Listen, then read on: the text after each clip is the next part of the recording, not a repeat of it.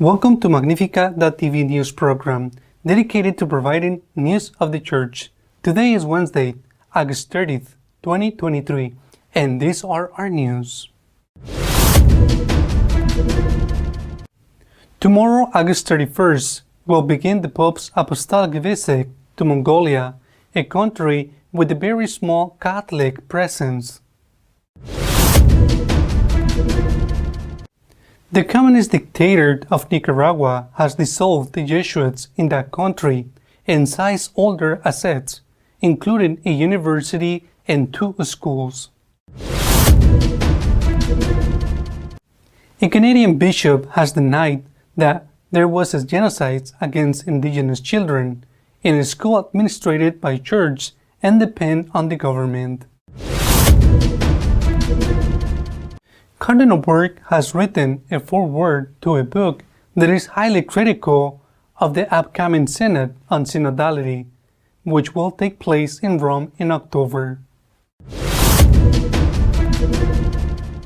The Bishop of Taylor has warned that those who wish to remain faithful to the Church doctrine may be expelled from the Church, accusing them of being schismatics. The Pope will leave the Vatican tomorrow to visit Mongolia. In Central Asia and China's neighbor, it is a country with very small Catholic presence. The Holy Father will leave Rome for Ulaanbaatar, capital of the Republic of Mongolia, on Thursday, August 31st, 2023, at 18:30, and will return to Rome on September the 4th. This is a long-awaited visit to a nation with less than 1,500 Catholics. On Friday, September 1st at 10 a.m., he will arrive at Ulaanbaatar International Airport, and the official ceremony will take place. The next day, Saturday, September the 2nd, the official ceremonies with the authorities, civil society, and diplomatic corps will take place at Government Palace. There, the Pope will deliver his first public speech. At 11 o'clock a.m., he will meet with the President at the Great Hall Estate, which is the seat of the Parliament, and at 11:10, with the Prime Minister, and then at 16, and he will meet with the bishops, priests, missionaries, consecrated men and women, and pastoral workers in the Cathedral of Saints Peter and Paul, where he will deliver his second speech. On Sunday 3rd, at 10 a.m., the Bishop of Rome will participate in an ecumenical and interreligious meeting at the Han Theater. On that occasion, the Pope will address the audience. At 4 o'clock p.m., Bergoglio will preside Holy Mass inside the Steep Arena, a stadium, and will deliver the homily. On Monday 4th, which will be the last day of his visit, the successor of Peter will meet at 9:30 a.m. with charity workers and will inaugurate the House of Mercy. In this context, he will deliver a speech. Afterwards, the farewell ceremony will take place at Chinggis Khan International Airport at 11:30 a.m. to take off around 12 p.m., arriving at Rome around 5:20 p.m. The motto of his visit is Hoping Together. Hope is a specifically Christian value, but commonly accepted also in non-Christian circles. The description explains. Accordingly, the word together underscores the importance of bilateral cooperation between the Holy See and Mongolia. Ortega, the communist dictator ruling Nicaragua, has dissolved the Jesuits and appropriated all their assets, including their university and 2 schools. The dictatorship of Daniel Ortega in Nicaragua has revoked the juridical personality of the Society of Jesus and has decreed the expropriation of its assets, which include a university and 2 private schools. This ministerial agreement comes a week after Nicaragua's judicial system, controlled by the Sandinista dictatorship, blocked the bank accounts and froze the assets of the Jesuit-owned Universidad Centroamericana, UCA. The Central American province of the Society of Jesus has published a statement regretting the decision of the Nicaraguan government to withdraw the juridical personality of the religious order and confiscate its assets, which was taken without the administrative procedures established by law having been carried out. As happened in most of the more of the 3,000 similar cases of cancellation of legal personality carried out by the regime since 2018, this agreement was carried out without giving an opportunity for legitimate defense on the part of the Jesuits and without an impartial judicial instance to judge and stop these totally unjustified and arbitrary abuses of authority, denounced the Jesuits. In the statement, the Central American province of the Society of Jesus condemns this new aggression and considers it framed in a national context of systematic repression qualified as crimes against humanity by the group of experts of human rights in Nicaragua formed by the United Nations. Finally, the Jesuits joined the thousands of Nicaraguan victims who are waiting for justice and reparation for the damage that the current Nicaraguan government is causing, and are grateful for the countless signs of recognition, support, and solidarity received in the face of those growing abuses. There was not genocides against indigenous children, a Canadian bishop has claimed, accusing the government of launching a campaign against the church. The Bishop Emeritus of Calgary, Monsignor Fred Henry, has publicly broken his silence on what he considers the prevailing lie about the missing Indian boarding school children in Canada, and warns that irreparable damage is being done to the church I love. After years in which the church, including the Pope, has accepted, just like that, accusations that would turn a multitude of deceased Canadian religious and nuns into beings without compassion or charity, Bishop Henry has dared to stand up to the official discourse based on an absolute lack of real evidence about what happened. Why doesn't the Catholic Church ask the federal government for proof that there is a single missing institutionalized child, in the sense that his parents did not know what happened to their child at the time of his or her death? Bishop Henry went public with his letter because he has yet to receive a response to a first collective email he sent to his brother bishops 6 weeks ago. On June 26th, Bishop Henry asked the Canadian Conference of Catholic Bishops to publicly and formally reject the interim report of the Federal Justice Minister's Special Advisor on missing children and unmarked graves associated with Indian boarding schools. For Monsignor Henry, it is urgent that what he considers to be the whole truth about the history of the Indian boarding schools be told. He does not dispute the need for reconciliation with the indigenous peoples, but insists that there must be limits, and this must begin where the truth ends. It seems urgent to me to ask what next if the Catholic Church allows that lie that there are thousands of missing boarding school children to be set in stone. Obviously, it means that thousands of missing children were murdered by Catholic priests and nuns and buried clandestinely in unmarked graves. Is the Catholic Church willing to go to such lengths in the name of reconciliation? He asked. Would it help Indigenous people across Canada improve their lives if the Catholic Church came to take responsibility for the murder of clandestine burial of thousands of boarding school children in the name of reconciliation? Asked Bishop Henry. No, it wouldn't. It would not improve the lives of the Indians in the least if that monstrous slander against the Oblates, the Sisters of St. Anne, the Grey Nuns, and so on were to become accepted truth in Canada. Cardinal Burke has written a foreword to a book about the Synod on Synodality, which will take place in October, which warns about the race for the faith in the Church. Cardinal Mueller has described it as a Catholic Church's hostile conquest. The late Cardinal Pell describes it as a toxic nightmare. Now Cardinal Burke has written a foreword to a new book that complains that the Synod on Synodality is a Pandora's box that threatens to unleash serious damages to the mystic body of Christ. The synodal process is a Pandora's box, co-written by José Antonio Ureta and Julio Loredo de Isque, presents 100 questions and answers designed to inform the public about the debate that according to them has been largely limited to the initiated. In his foreword, Cardinal Burke, former prefect of the Apostolic Signature, writes, "We are told that the Church which we profess in communion with our forefathers in the faith since the time of the Apostles is one, holy, Catholic, and Apostolic, must now be defined by synodality, a term which has no history in doctrine of the Church, and for which there is no reasonable definition. Synodality, and its adjective synodal, has become slogans behind which is hidden a revolution to radically change the Church's self-understanding in accordance with a contemporary ideology that denies so much of what the Church has always taught and practiced.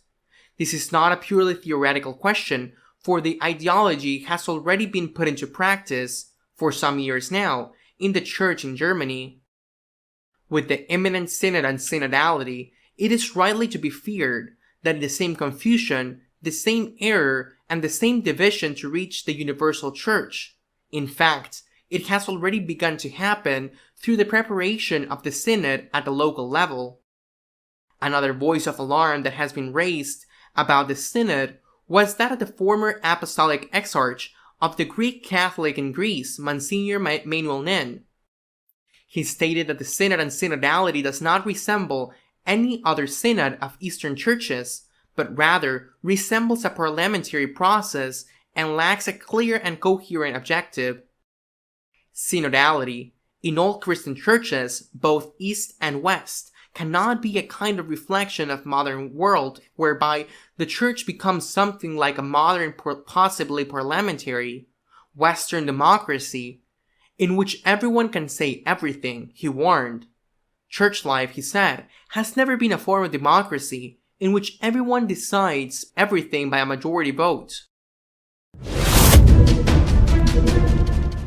The Bishop of Taylor, Texas, has warned of the risk that those who do not accept the conclusions of the Synod on synodality will be declared schismatics. Bishop Strickland of Tyler, Texas, has written a letter to his faithful in which he warns against the errors that are invading the Church and points out 7 points of Catholic faith and morals that do not admit of discussion and cannot be questioned or debated, not even by the synod to be held in Rome.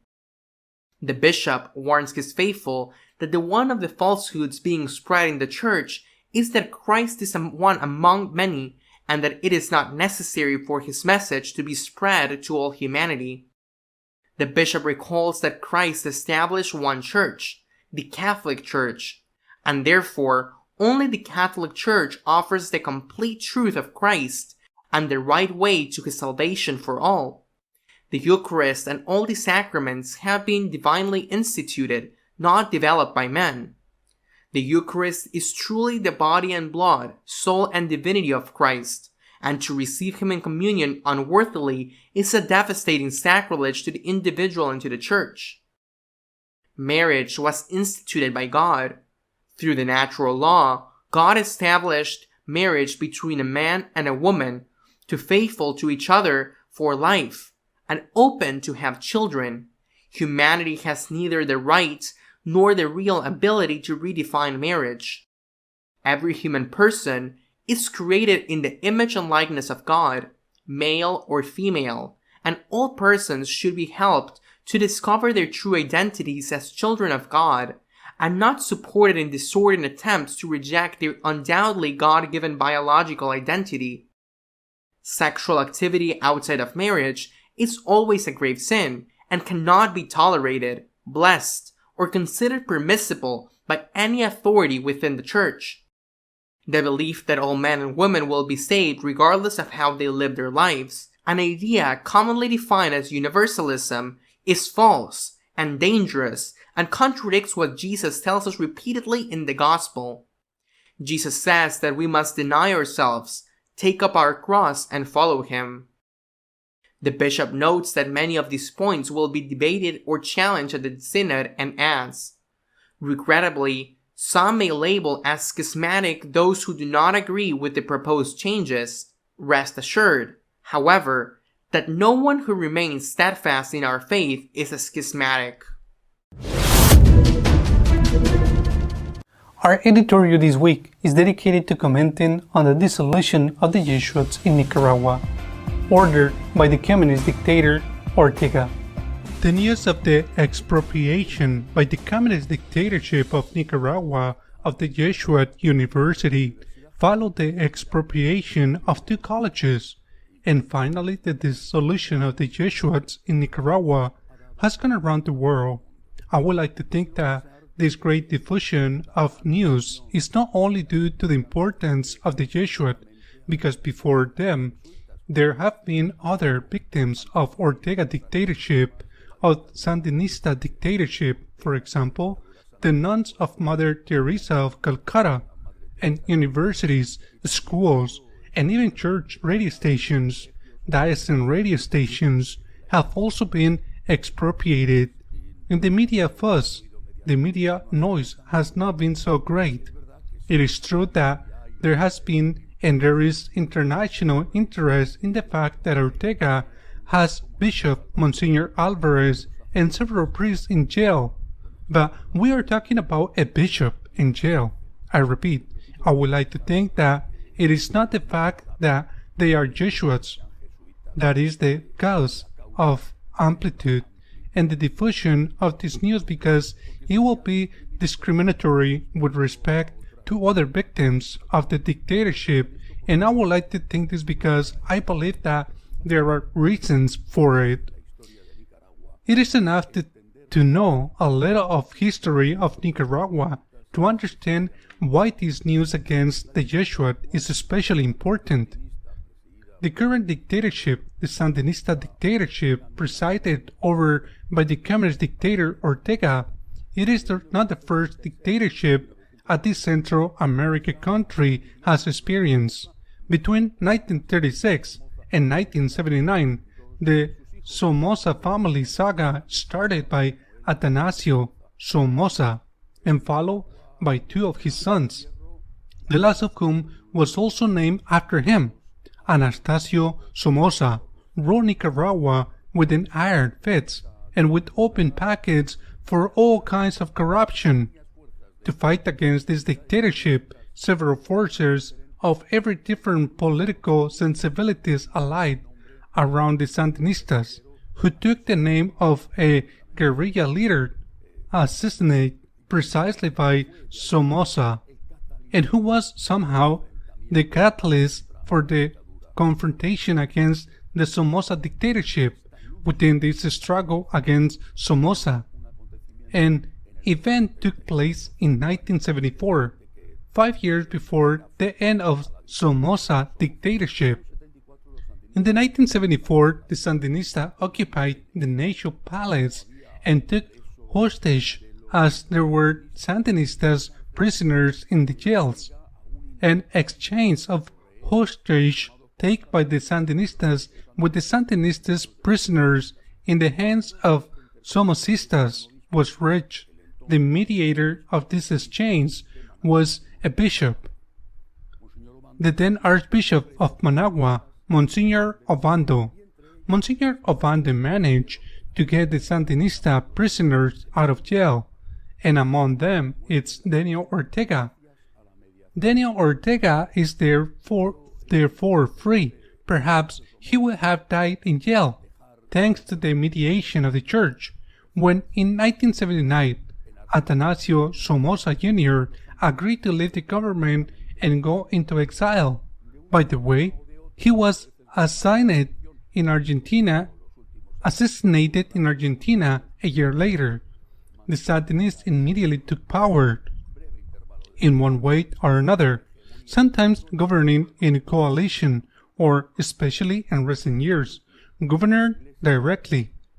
They maintained hegemony with a brief interval of democracy by maintaining hegemony, control of power in Nicaragua.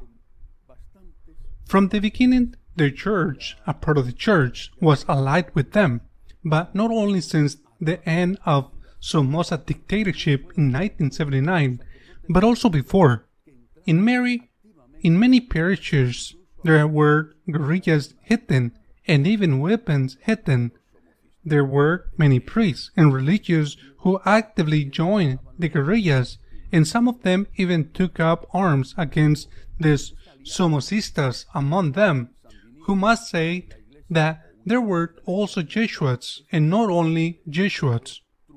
When these islands between Sandinistas and the church, or a part of the church, is islands with truncated with the arrival of St. John Paul II to Nicaragua in 1983. Now, 20 years ago, it was one of the most event papal visits, and the image did not allow us to forget the attacks of Sandinismo against the Pope in the tremendous mass in Managua. John Paul II was very clear: you cannot remain a priest and be a minister of communist regime, even at lower levels than that of the ministers, the Pope said. There were several ministers among them. The best known of all was Ernesto Cardinal. Many of these priests preferred to leave the priesthood rather than leave the service to the Sandinista revolution. One of them was Fernando Cardinal, Ernesto Cardinal's brother. Fernando Cardinal was a Jesuit and preferred to leave the Jesuits rather than stop being a Sandinista minister.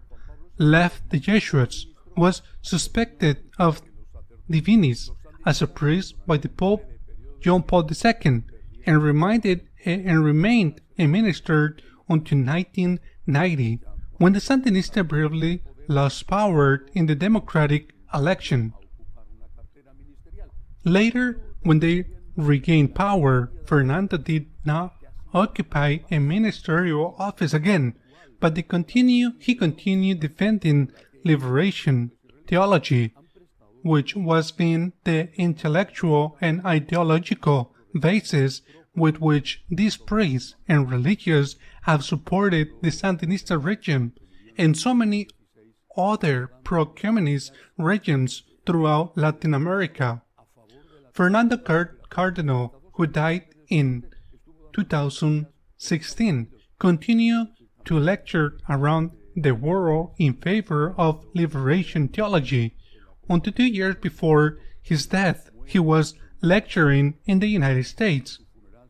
It must also be said that in 1997 he had been remitted to the Society of Jesus. Therefore, he died in Managua, and his funeral was held precisely in the Jesuit University in 2016.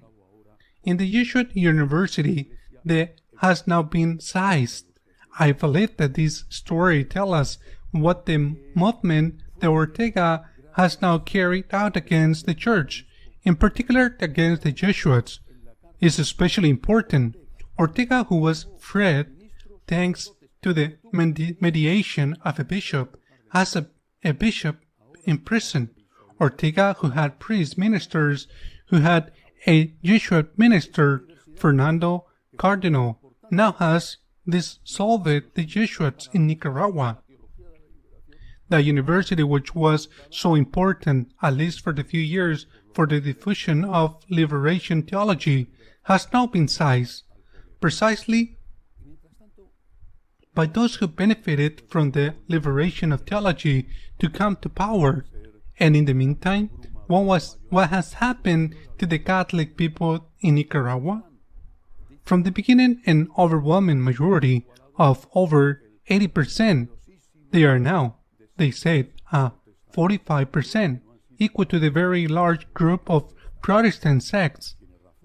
If they have not already been surprised by them, a nuncio in Central America country was right when he told the bishops of that country, quote, "You have made a choice for the poor, and the poor have made a choice for the sects."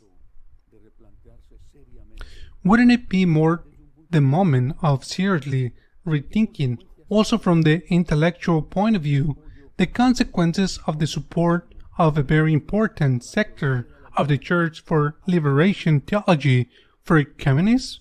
Why? Not because liberation theology is still as important as it was then, but because liberation theology is the mother. It is the root of what is now called theology of the people, and which is at the base of the German Synod, and in some way, at least in a sector of these two who are influencing the next Synod of bishops, because it is the so-called theology of the people, which say that there is a new sources of revelation, which is public opinion. Public opinion will be the new sources of revelation together with the word and tradition.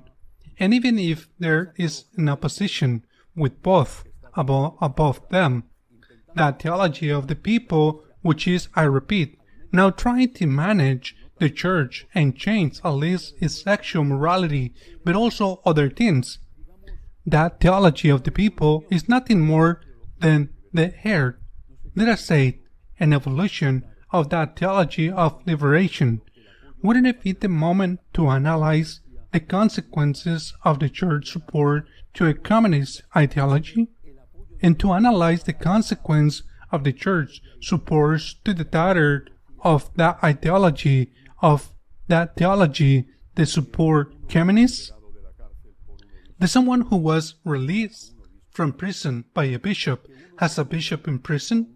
The someone who had a Jesuit as a minister dissolves the Jesuit in his country, that he takes over the university where that minister has his funeral and where he was a very important professor for so many years, should be a reason for reflection. It can be said once again that the revolution to borders is parents and many times also its children. It can be said that from the dust comes this mud. If we do not make an examination of conscience, if we don't make an attempt to honestly analyze why we have come to this, the massive loss of the faithful in so many countries, where religious and priests supported the communist regimes in good faith, if we do not make an examination of this, unfortunately, it seems to me that we will be doomed to repeat the same history over and over again.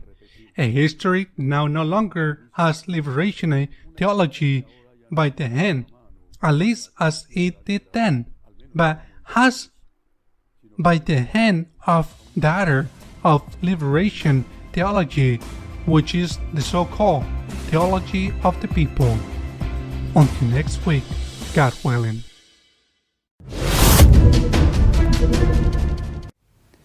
We will continue to keep you informed about what is happening in the church, but during the meantime, you can visit our website www.magnificat.tv.